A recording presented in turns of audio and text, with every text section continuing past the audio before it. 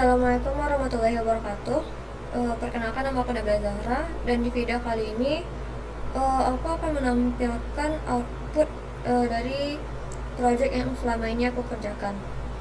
Jadi itu aku mulai dari pertama itu dari logo project aku, kemudian diteruskan dengan berbagai data pada masing-masing tabel, kemudian sampai ke pada bagian dimana aku menerapkan proyekan di VS Code ini ke circle always datanya. Jadi seperti biasa itu diaktifkan dulu Laragonnya, kemudian kita langsung masuk aja ke bagian bagian dashboardnya. Jadi seperti yang aku bilang, yang pertama itu aku udah bikin logonya, dan itu ada di sini di bagian ini. Nah, jadi untuk nama project aku ini itu namanya SIDA, yaitu Siaga Desa.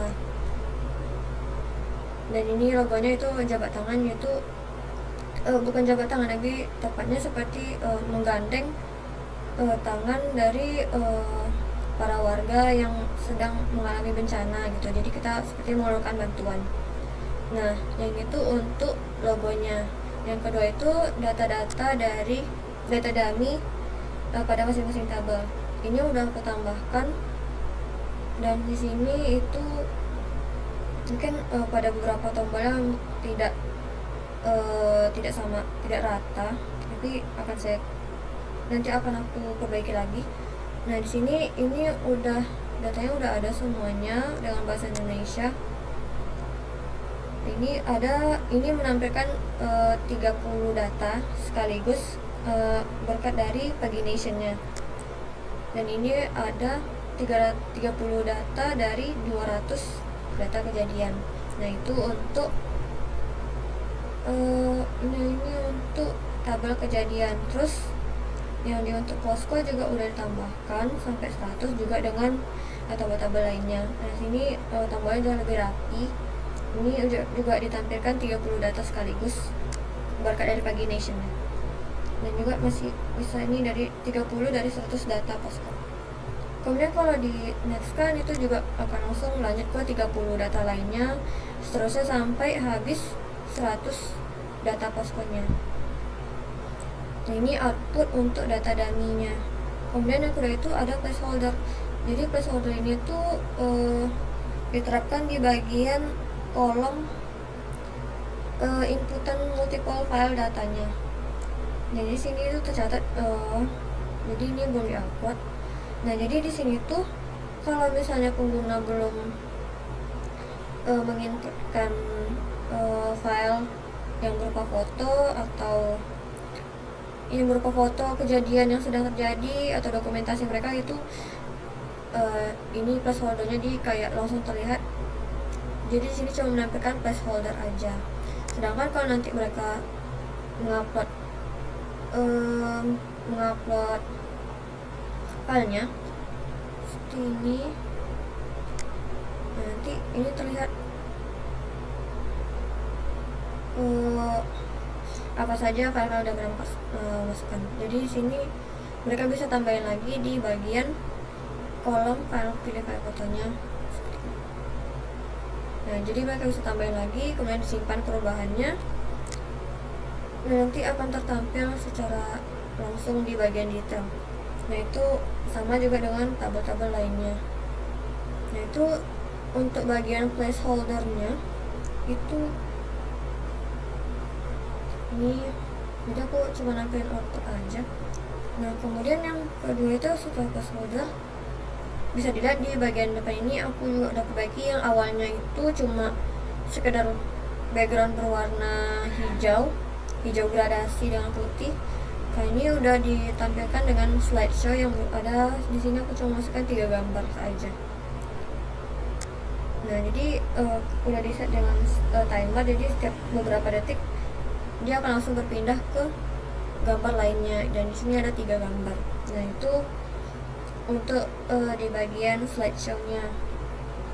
Kemudian selain memperbaiki ini, aku juga udah memperbaiki bagian footernya.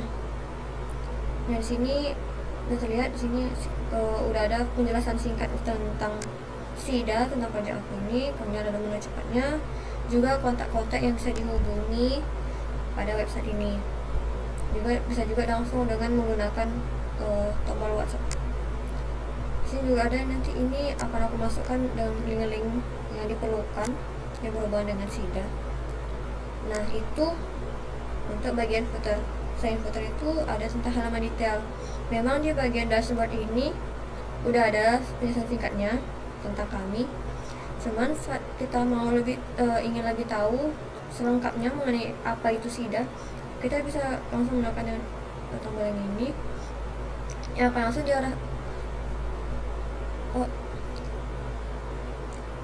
dia akan langsung diarahkan ke tunggu sebentar. Dia akan langsung diarahkan ke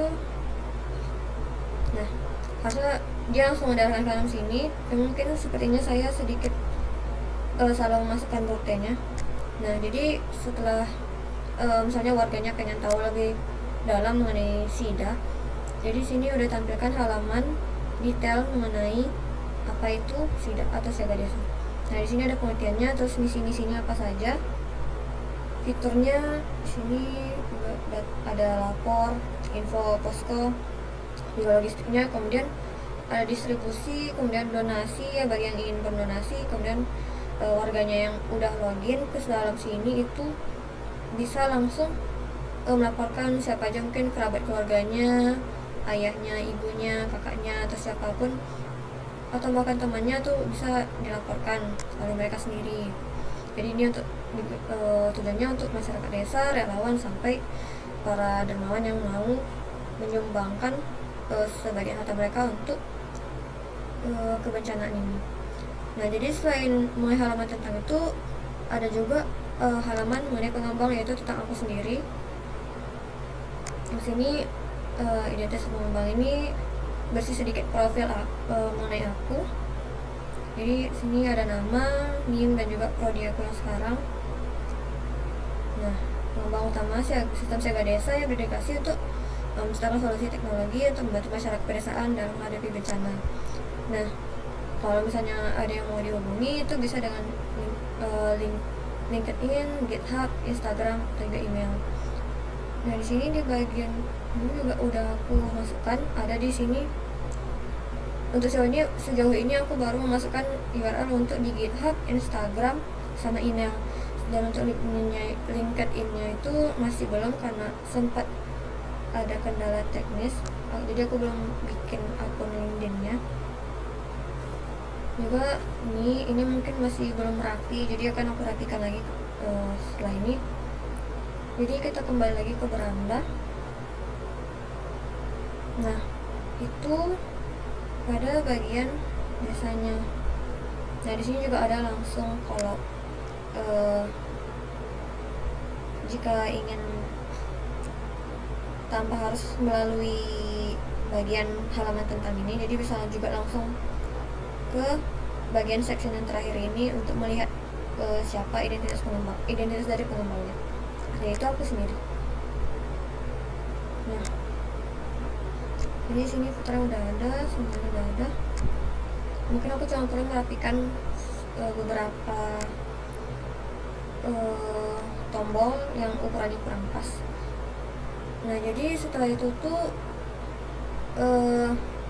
penerapan ke server OS datanya yang ada di akun satu lagi. Nah, di sini ini udah aku terapkan ke bagian terminalnya.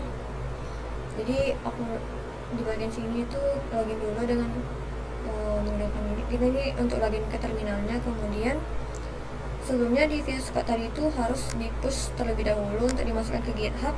Kemudian dari GitHub itu kita pindah ke server datanya, diterap masuk ke login dulu, kemudian kita cd sampai ke masuk ke bagian direktori bencana gasnya. Kemudian di situ baru kita pull.